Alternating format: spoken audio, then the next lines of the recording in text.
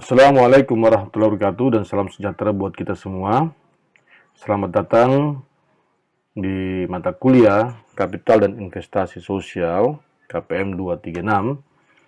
Dan kali ini kita akan melanjutkan pembahasan kita dari minggu sebelumnya, yaitu tentang pengukuran kinerja dan dampak investasi sosial. Setidaknya 4 subpokok bahasan yang kita akan bahas di dalam perkuliahan kali ini.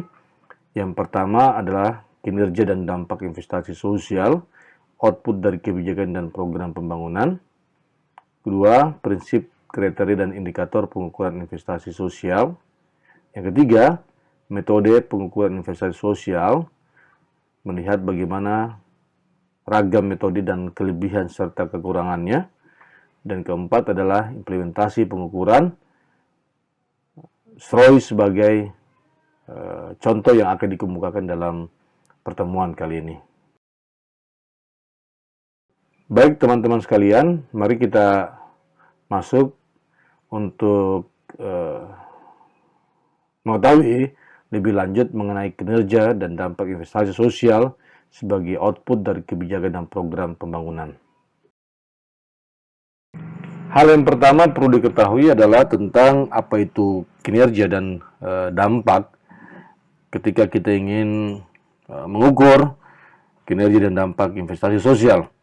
Jadi saya mengambil satu pengertian tentang kinerja adalah hasil atau tingkat keberhasilan yang diperoleh dari kebijakan dan program suatu institusi atau lembaga yang tentunya diperuntukkan baik untuk internal lembaga tersebut maupun eksternal.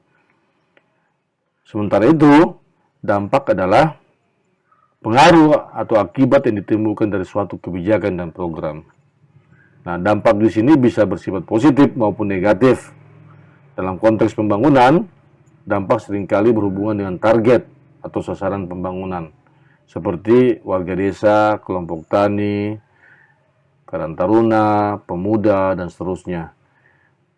Dia seringkali ingin melihat bagaimana efek dari sebuah kebijakan dan program yang dilaksanakan oleh institusi, baik itu corporate maupun government, itu berdampak terkait dengan target sasarannya.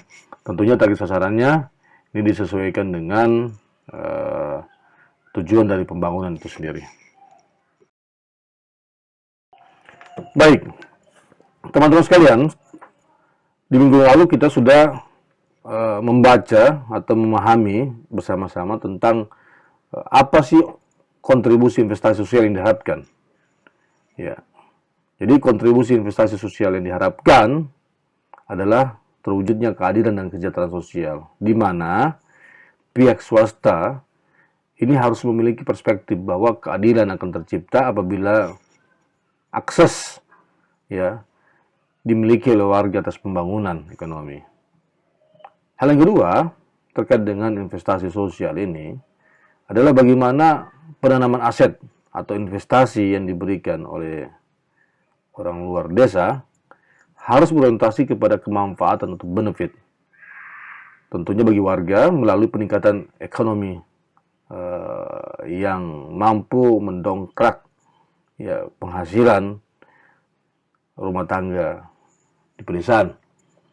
Kemudian yang ketiga adalah tentunya peningkatan pendapatan dan penghasilan tersebut akan berpengaruh terhadap perbaikan mutu kehidupan dan terpeliharanya lingkungan warga. Nah, ini yang kita harapkan dari pembelajaran kemarin tentang manajemen dan implementasi investasi sosial, bahwa setidaknya investasi sosial itu berkontribusi sebagaimana dengan tujuan pembangunan itu sendiri, yaitu terciptanya dan terwujudnya keadilan dan kesejahteraan sosial. Beranjak dari definisi sebelumnya dan kontribusi yang diharapkan dari investasi sosial, maka kita bisa membangun bagan alur kinerja dan dampak sebagai output. Perlu saya tegaskan kembali di awal pertemuan kita pada pokok bahasan ke-10 pertemuan ke-11, dengan jelas didefinisikan bahwa investasi sosial adalah menanamkan sejumlah aset atau dana untuk memperoleh imbal balik berupa benefit untuk memperbaiki mutu kehidupan dan lingkungan bersama sekaligus meningkatkan kapital sosial pada masa depan. Artinya bahwa investasi sosial ini adalah input ya yang diharapkan bisa digunakan dalam proses ya suatu aktivitas baik perusahaan maupun pemerintah yang dari proses tersebut akan mengeluarkan output. Nah, apa outputnya? Tentunya adalah dampak atau kinerja yang dilakukan. Nah, dengan demikian, bagan alur ini memperlihatkan bahwa meski terjadi sistem yang linear, namun di outputnya itu sendiri berkontribusi untuk evaluasi dan rekomendasi. Nah, evaluasi dan rekomendasi ini diharapkan mampu memperbaiki daftar kebijakan atau program yang tidak bersesuaian dengan dampak yang diberikan oleh perusahaan maupun kebijakan pemerintah terkait dengan target sasaran.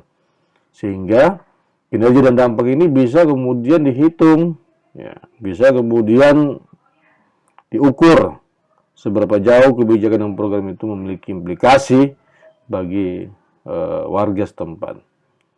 Nah, sekali lagi saya sampaikan bahwa disinilah makna bagaimana kemudian investasi sosial ya merupakan input yang berperan penting dalam membangun sebuah kinerja institusi, baik itu perusahaan maupun pemerintah.